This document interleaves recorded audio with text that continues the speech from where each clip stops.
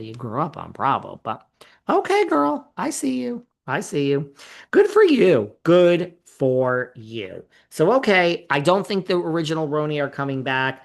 Gia, I get it. More power to you. You are a good girl. A lot of you are still, I'm in the comments. Some people keep sending me Jill Zarin and she had a facelift. Listen, I really, which leads me into our next topic. I really don't like talking about people's looks. I really don't. When have I ever talked about looks on this podcast? I don't like it. I like being fashion police. I love critiquing the reunion outfits. We all make bad mistakes. Oh, please, honey. Some days I look at what I'm wearing in pictures and I'm like, what was she thinking? I'm like, girl. What were you thinking there, David? So I will criticize reunion looks all day. I love it. That is what we're here for. I love talking the fashion. If you think about it, when have I ever criticized someone's plastic surgery, age? I don't like that. And I don't like criticizing someone's looks. I don't think it's right. I just don't. I'm all for everybody getting whatever plastic surgery they want.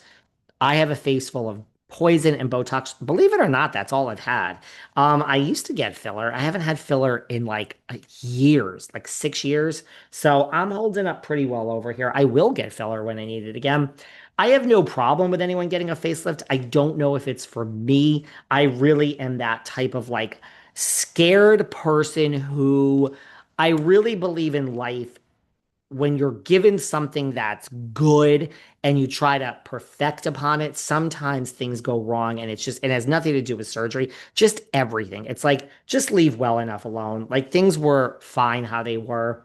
I'm not saying I'll never get a facelift, but I don't know. Lots of mean comments about Jill. And look, do I think Jill looks different based on some of these pictures she's posted? Yeah, but I mean, okay.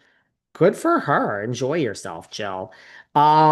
So there's that, which leads me to my next topic, of our very, very good friend, Jeff Lewis, because Jeff has slammed RHOC, and I don't like this either.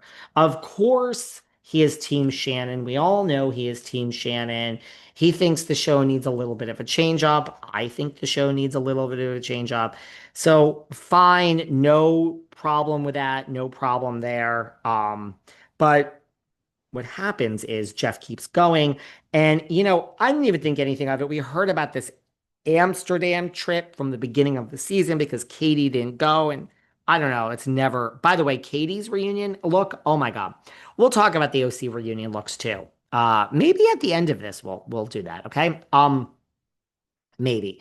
But I really want to get to Salt Lake. But Jeff had Shannon on earlier this week, and he brought up that, and I'm not coming for Jeff, and he brought up that he thought that the ladies in Amsterdam, I'm actually sure a lot of you will agree, were dressed totally inappropriately. Now, Tamara has, and I am just like, I don't like this. I don't like criticizing.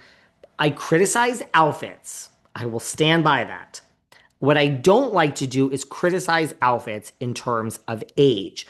I really never was the type, like, I don't like she should dress age appropriate. This has been Madonna's whole thing forever. She's like, that is so sexist. And what does that mean? It's very ageist. It's a microaggression against age, Jeff Lewis.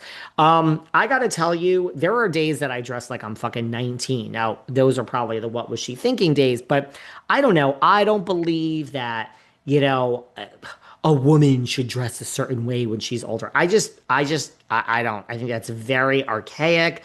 I think you do what makes you feel good. So Jeff is saying this. And he's really coming for and slamming these RHC ladies. Tamara does have very, very, very short shorts in this scene that we saw from the trip. Emily is wearing a dress that is very long. It's not short, but it has more holes in it than a dress that I think I've ever seen. And Pedantry is walking down the street in like full on lace, like a lace negligee that is showing a lot underneath. So I had no problem with this, but Jeff says to Shannon, a lot of your castmates dress inappropriately. I feel like they don't dress their age. So Jeff is slamming them. I say dress whatever makes you feel good. You're basically saying a woman in her 50s should not dress sexy or scantily clad. Shame on you, Mr. Lewis. I don't like him. But love you, nothing against you, love Heather, love everyone. No team here between the two of you. So there you go, Jeff. Why are you doing this? Leave the ladies alone. And of course, he feels Shannon was appropriately dressed because that is your good friend. So none of that really shocks me at all. What else should we cover here today? Jesse and Michelle from the Valley. Jesse and Michelle have finalized their divorce. We're getting into this recap because I really want to talk about it. Jesse and Michelle have finalized their divorce and they are doing what is best for Isabella, and there is child support, but there is no alimony. They both agreed they are not going after alimony from the other. Now, one could argue that's because neither of them really has any fucking money, but you can also argue that, I mean, guys, divorce is so fucking expensive. It is so expensive. If I ever were to go back to practicing law, which I never will, I was in corporate tax, I would love to do like white collar defense. Oh, I find that so interesting. I would also love to defend like hardened criminals like Roy Black did. Or divorce. Oh my God, these divorce lawyers clean up, and I would do it in New York and Beverly Hills. But guess what? I'm not doing any of that with my life.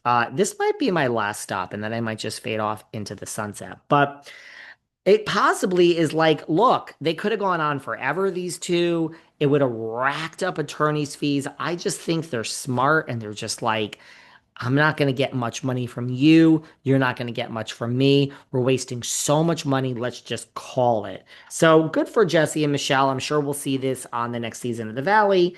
And they're doing what's best for Isabella.